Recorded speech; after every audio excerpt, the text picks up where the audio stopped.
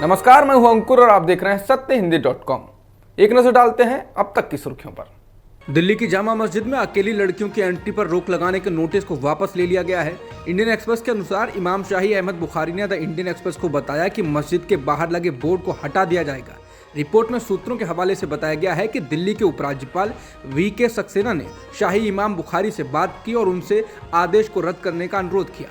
अधिकारियों ने बताया कि इसके बाद इमाम बुखारी इस आदेश को रद्द करने पर सहमत हो गए हैं। हालांकि इसके साथ ही उन्होंने ये भी अनुरोध किया है कि आने वाले लोग मस्जिद की पवित्रता का सम्मान बनाए रखें।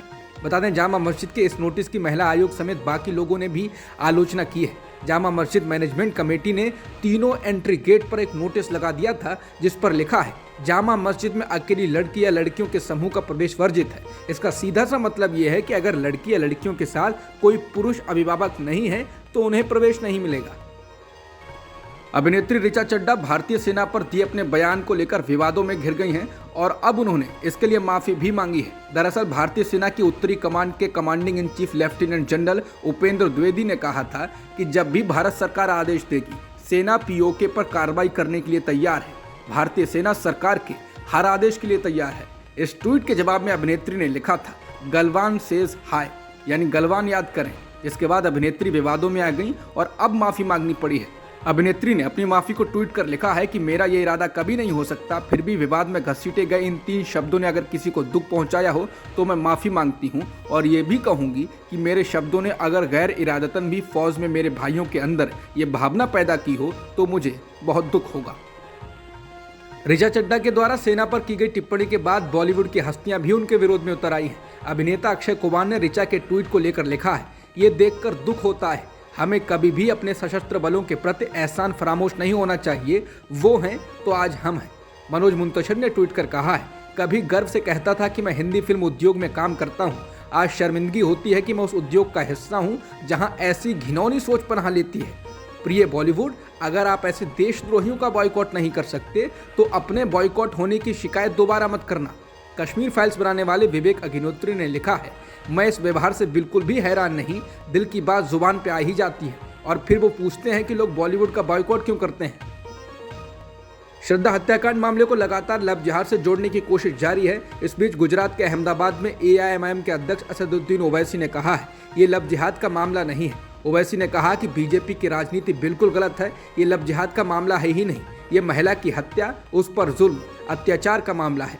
हमने इसकी निंदा की है। देश के मर्दों के दिमाग में महिलाओं पर जुल्म करने की बीमारी है, उनके दिमाग का इलाज कराना चाहिए। बता दें, आफ्ताब पूनावाला ने श्रद्धा की क्रूर ढंग से हत्या कर दी थी। दोनों लंबे समय से लिव इन रिलेशन में थे। अब तक आ चुकी रिपोर्ट्स में बताया गया है कि श्रद्धा से आफ्ताब लगातार मारपीट करता था और उसके खिलाफ 2020 में श्रद्धा ने पुलिस को शिकायत भी दी थी। हालांकि मुंबई पुलिस के अनुसार जब पुलिस इस पर कार्रवाई करने जा रही थी तभी श्रद्धा ने शिकायत को वापस ले लिया था। श्रद्धा हत्याकांड मामले में अभियुक्त आफ्ताब पूनावाला को आज पॉलीग्राफी टेस्ट के लिए दिल्ली के रोहिणी में फॉरेंसिक साइंस लेबोरेटरी ले जाया गया है। इससे पहले पॉलीग्राफ टेस्ट बुधवार को होना था, लेकिन आफ्ताब को बुखार और ठंड लगने के कारण नहीं हो पाया। पॉलीग्राफ टेस्ट के बाद आफ्ताब का नार्को टेस्ट किया जाएगा। राजस्थान में एक बार फिर गहलोत बनाम पायलट का टकराव शीर्ष पर आ गया है। अब प्रदेश के मुख्यमंत्री अशोक गहलोत ने पूर्व डिप्टी सीएम सचिन पायलट को एक बार फिर गद्दार कहा है। एनडीटीवी से बात करते हुए गहलोत ने पायलट पर जमकर सीधा हमला बोला। गहलोत ने कहा कि एक गद्दार मुख्यमंत्री नहीं बन सकता है। हाईकमान सचिन पायलट को मुख्यमंत्री नहीं बना सकता। एक ऐसा शख्स जिसके पास 10 विधायक भी नहीं है, ऐसा शख्स जिसने विद्रोह किया, उन्होंने पार्टी को धोखा दिया, वो गद्दार हैं, वो मुख्यमंत्री नहीं बन सकते। अशोक गहलोत ने एनडीटीवी से बात करते हुए 2020 में पायलट गुट की बगावत के बारे में कहा, यह संभवतः हिंदुस्तान में पहली बार हुआ होगा जब एक पार्टी अध्यक्ष ने अपनी ही सरकार गिराने की कोशिश की। गहलोत ने कहा, ये सरकार गिरा रहे थे, इसमें अमित शाह और धर्मेंद्र प्रधान भी शामिल थे।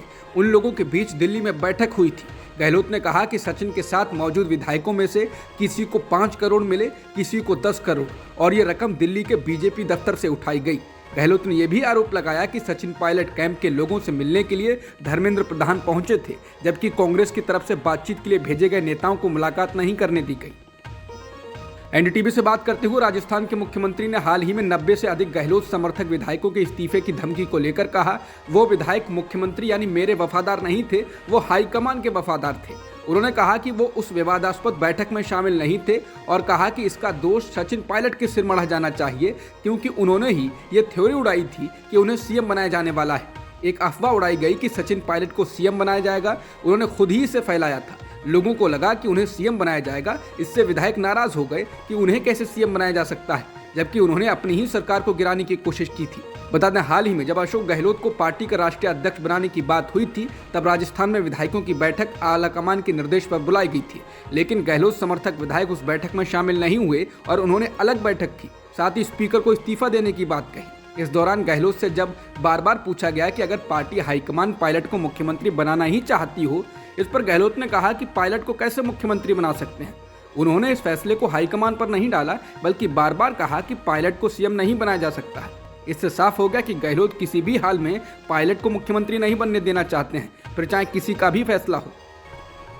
अशोक गहलोत के द्वारा सचिन पायलट पर हमला करने के बाद राजस्थान बीजेपी एक बार फिर कांग्रेस सरकार पर हमलावर हो गई है।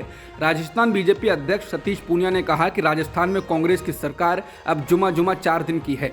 पूनिया ने पायलट के साथ सरकार गिराने की कोशिश में बीजेपी के शामिल होने के दावे को खारिज किया और कहा कि गहलोत का दावा बेबुनियाद है, वो अपनी नाकामी का ठीकरा बीजेपी पर फोड़ रहे हैं। पूनिया ने कहा कि 4 साल के इलू के इस खेल में यदि कोई हारा है तो वो राजस्थान की जनता है। सुप्रीम कोर्ट की एक संविधान पीठ ने आज चुनाव आयुक्तों की नियुक्ति के लिए एक स्वतंत्र मैकेनिज्म की मांग करने वाली याचिकाओं पर फैसला सुरक्षित रख लिया। लाइव लॉ के मुताबिक कोर्ट ने पार्टियों को 5 दिनों के भीतर 6 पेज तक का संक्षिप्त नोट दाखिल करने को कहा है। सुनवाई के दौरान याचिकाकर्ता की ओर से पेश सीनियर एडवोकेट गोपाल शंकर नारायण ने कहा कि जब संविधान कहता है तो आप किसी को 6 साल से कम कैसे कर सकते हैं। उन्होंने आग्रह किया कि चुनाव आयोग की स्वतंत्रता सुनिश्चित करने के लिए चुनाव आयुक्त और मुख्य चुनाव आयुक्त की नियुक्ति एक स्पष्ट प्रक्रिया के माध्यम से होनी चाहिए, जिसमें कोई मनमानापन ना हो। उन्होंने कहा कि बेंच इस खालीपन को भर सकती है। वहीं अटॉर्नी जनरल आर वेंकटरमणी ने कहा, इस तरह की राह तब तक नहीं अपनाई जा सकती जब तक कोई ट्रिगर पॉइंट ना हो। यहाँ कोई ट्रिगर पॉइंट नहीं है, अंतर को अमूर्त तरीके से नहीं लगाया जा सकता है, नियुक्ति का एक तरीका होता है। चुनाव आयुक्त अरुण गोयल की नियुक्ति प्रक्रिया पर सुप्रीम कोर्ट ने गुरुवार को भी सवाल उठाया। न्यूज एजेंसी पीटीआई के मुताबिक अदालत ने कहा कि सरकार ने नियुक्ति प्रक्रिया की जो फाइल कोर्ट में जमा कराई है, उसको देखने से ही पता चलता है कि पूरी प्रक्रिया में सरकार ने जल्दबाजी दिखाई है। पीटीआई के मुताबिक सुप्रीम कोर्ट ने कहा कि जैसा इस अदालत ने देखा कि गोयल की नियुक्ति से संबंधित फाइल को बिजली की गति से मंजूरी दे दी गई। बता दें कि अरुण गोयल ने पिछले शुक्रवार को अचानक वीआरएस लिया था और शनिवार को उन्हें सरकार ने ईसी नियुक्त कर दिया। सुप्रीम कोर्ट ने बुधवार को सुनवाई के दौरान चुनाव आयुक्त अरुण गोयल की नियुक्ति की फाइल को सरकार से मांगा था। सरकार की ओर से आज गुरुवार को इस फाइल को सुप्रीम कोर्ट में जस्टिस के.एम. जोसेफ की संवैधानिक बेंच के सामने पेश किया गया। 5 जजों की संविधान पीठ ने गुरुवार को कहा, यह किस तरह का मूल्यांकन है। हम अरुण गोयल की साक्ष्य योग्यता पर नहीं बल्कि प्रक्रिया पर सवाल उठा रहे हैं।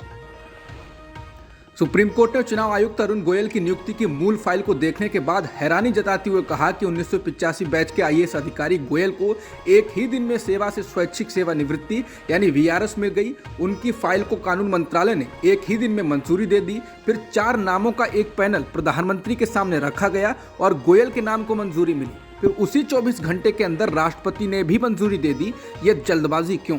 बेंच ने भारत के अटॉर्नी जनरल आर वेंकटरमणी से यह भी पूछा कि ऐसे व्यक्ति को क्यों नियुक्त किया गया जिसका कार्यकाल अनिवार्य रूप से 6 वर्ष की अवधि का नहीं होगा। जस्टिस अजय रस्तोगी ने कहा कि कभी कभी किसी न किसी वजह से नियुक्तियों में तेजी की जरूरत होती है। हालांकि ये वैकेंसी 15 मई को निकली थी। क्या आप हमें 15 मई से 18 नवंबर तक दिखा सकते हैं कि आपने क्या किया? सरकार पर क्या दबाव था कि आपने एक दिन में ही ये नियुक्ति सुपरफास्ट तरीके से की? उसी दिन प्रक्रिया, उसी दिन क्लियरेंस, उसी दिन आवेदन, उसी दिन नियुक्ति। फाइल ने 24 घंटे के लिए भी सफर नहीं किया। ये बिजली की तेजी क्यों? चुनाव आयुक्त की नियुक्ति को लेकर सुप्रीम कोर्ट ने सरकार से पूछा कि वो कौन सा मानदंड था जिसके आधार पर कानून मंत्री ने 4 नामों को शॉर्टलिस्ट किया था, जिनकी सिफारिश प्रधानमंत्री को उनकी मंजूरी के लिए की गई थी। इस पर अटॉर्नी जनरल ने जवाब दिया कि शॉर्ट लिस्टिंग के लिए कुछ निश्चित आधार हैं, जैसे कि वरिष्ठता, रिटायरमेंट, चुनाव आयोग में उनका होने वाला कार्यकाल, ताकि जिसे नियुक्त किया गया है उसे चुनाव आयुक्त के रूप में कम से कम 6 साल का समय मिले। इस पर जस्टिस जोसेफ ने कहा कि जिन 4 नामों को शॉर्टलिस्ट किया गया था वो भी सरकार ने ऐसे लोगों के नाम चुने जिन्हें चुनाव आयुक्त के रूप में 6 साल भी नहीं मिलेंगे। आपको उन लोगों को चुनने की आवश्यकता है जिन्हें चुनाव आयुक्त के रूप में 6 साल मिलने चाहिए। उन्होंने कहा, यह मुख्य चुनाव आयुक्त और अन्य चुनाव आयुक्त अधिनियम 1991 की धारा 6 का उल्लंघन है। सुप्रीम कोर्ट की बेंच ने केंद्र सरकार की ओर से पेश वकील से कहा कि आपने अभी कहा कि जिस श्रेणी में हाल ही में नियुक्ति की गई है उस श्रेणी में कोई अन्य अधिकारी नहीं है, जबकि एक ही कैडर से ऐसे कई नाम हैं। हम सूची पढ़ सकते हैं। हम जानना चाहते हैं कि आपने कैसे नाम का चयन किया है। हम आपसे जानना चाहते हैं कि आपने इस आयु वर्ग के लोगों को फिल्टर करने के लिए क्या तंत्र अपनाया है। फिलहाल सुनवाई जारी है।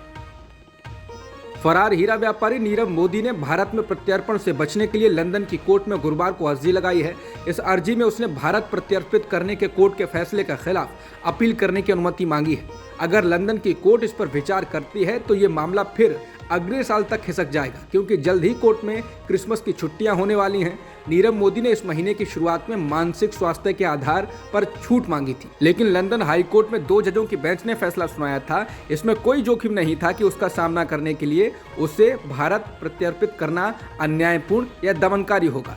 भगोड़े हीरा व्यापारी नीरव मोदी पर करीब $2 बिलियन का पंजाब नेशनल बैंक घोटाला करने का आरोप है। उस पर मनी लॉन्ड्रिंग के भी आरोप हैं।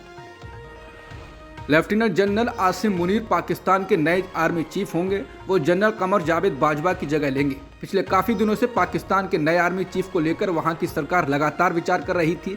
इसके अलावा लेफ्टिनेंट जनरल साहिर शमशाद मिर्जा को joint chiefs of staff committee का चेयरमैन बनाया गया है। Joint chiefs of staff committee का चेयरमैन सेना के तीनों सशस्त्र बलों के बीच समन्वय का काम करता है। साथ ही वो पीएम और नेशनल कमांड अथॉरिटी का प्रमुख सैन्य सलाहकार भी होता है। पाकिस्तान के प्रधानमंत्री शहबाज शरीफ ने गुरुवार को केंद्रीय कैबिनेट की बैठक बुलाई और उसमें इन नामों को मंजूरी दी गई। अब इन नामों को राष्ट्रपति के पास मंजूरी के लिए भेजा जाएगा। अब तक की खबरों में इतना ही। बाकी खबरों के लिए बने रहिए सत्यहिंदी.com के साथ।